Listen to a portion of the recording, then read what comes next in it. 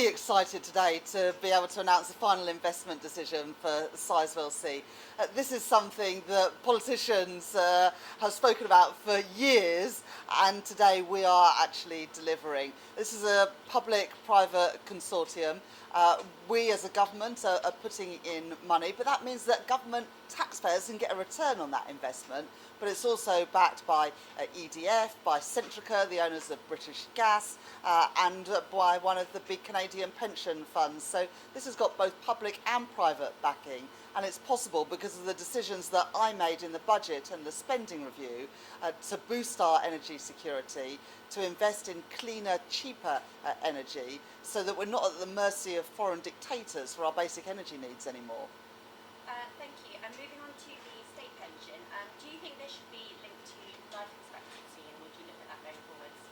Well, we've just commissioned a review of pensions adequacy, so whether people are saving enough for retirement, and also the state pension age.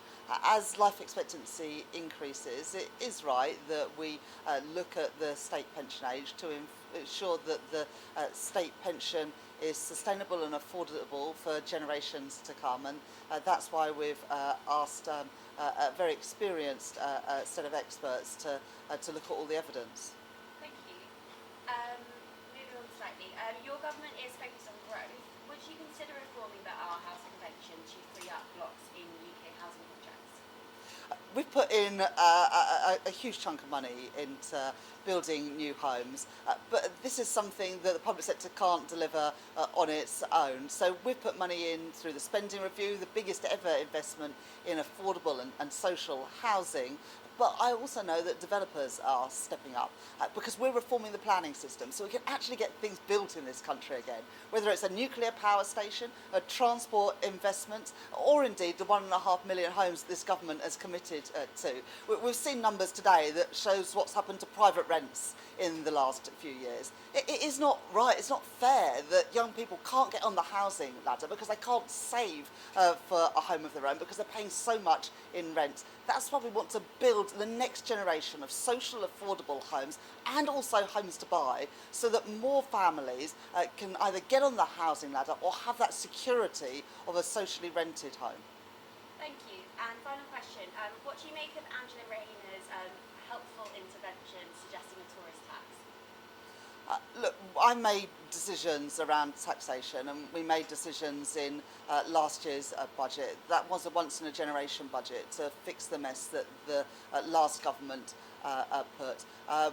We'll have another budget later this year, and I'll be setting out our tax policy there. Thank you very much. And finally, can I ask just for a message for the Lionesses in their semi-final tonight against Italy?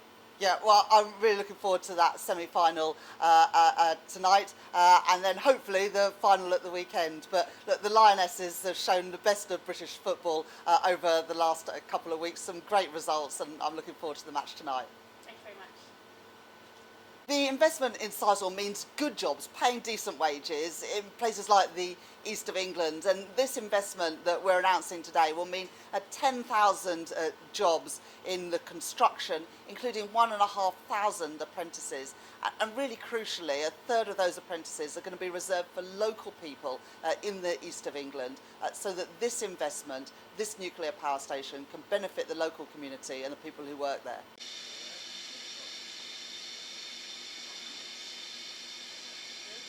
Great. X-ray diffraction facility. Right. Great facilities.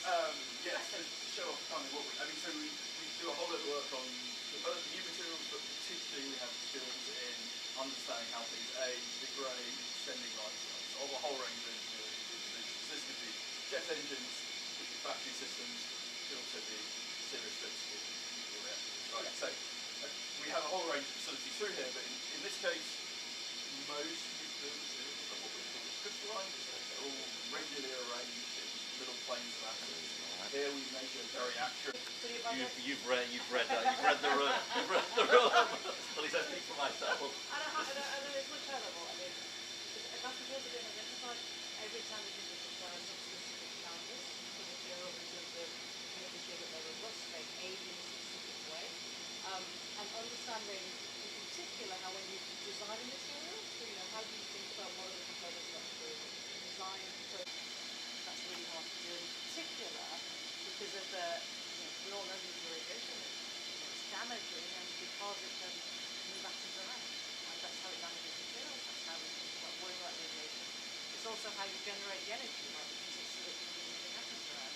So you have to understand in a material what has happened over time, so the conflict of it will change. So what is the chemistry of the material? How are the atoms organised? Are they changing over time? Can we use that information to either design a better material or to really accurately predict lifetime? And how much here do you link up with the investments, whether it's Hinkley or what we're going to be doing at Sizewell or fusion or small modular reactors? So yes to all of the above. Yeah. We work on sort of different classes of materials, you know, metals, ceramics, very high temperature radiation fields are quite challenging. Learn from what They you're can learn doing, from what we do. latest development. And a lot of, and in fact virtually all of this is UKRI investment. Oh, okay. That then underpins the sort of industrial application. Absolutely, absolutely. And we have very strategic relationships with EDF, as well as Royce, and the fusion places. And not in this building, but in the previous building is also one of fusion plasma physics. Oh, right. Plasma physics is actually And then fusion in Derbyshire. Yeah. Yes. fusion, and yeah, the Burnside, the West Burnside. Yes. And what's yes. your speciality then? I suppose I oversee all these materials. Key protection areas, whether you're looking at fusion or fission, Right. you're dealing with stuff that's very, very hot. Yeah. You want to put the heat where you want to keep it in some places and move it to other places. And if you think about the design of reactors now compared to the legacy.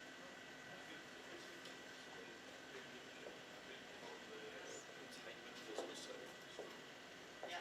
So this is slightly, maybe less impressive, but all of the equipment in here will run up above 2,000 degrees. So Wow. the kind of temperature. So we're measuring stability, how things expand, how they react, what their thermal conductivity is, because they still need to insulate when they're at very, very high temperatures.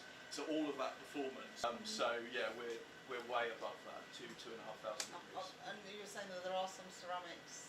Ceramics, so the higher end ceramics will go up to about 3,000 degrees. Yeah. So 2,000 is crazy hot, I think. Yeah. And you were saying you had your own reactor. We used to have our own reactor, so we're not understanding materials in radiation. Right, okay. We would So take that's the how you material, developed throw your it straight expertise. into Material science, and then went through. I mean, there was a big sort of ceramics used in jet engines was a Yes. big thing, and then it's migrated out to other extreme material So situations. how long have you worked on the nuclear side? I suppose the last 10 years had projects in that area. How about you? Yeah, probably about 15 years. I ran one. 1907, when Imperial was founded, the mission was to be useful, and at that time it's to be useful for industry. Explicitly. So all the programs, whether it's this or whether it's on the bio side or energy, all have very tight links. Partnership is really important. Yeah. I see it as it's then a training program. And how many PhDs do you think you have working on nuclear? Thank you so much. Good, thank you. Thanks for your Thank you. time. Really appreciate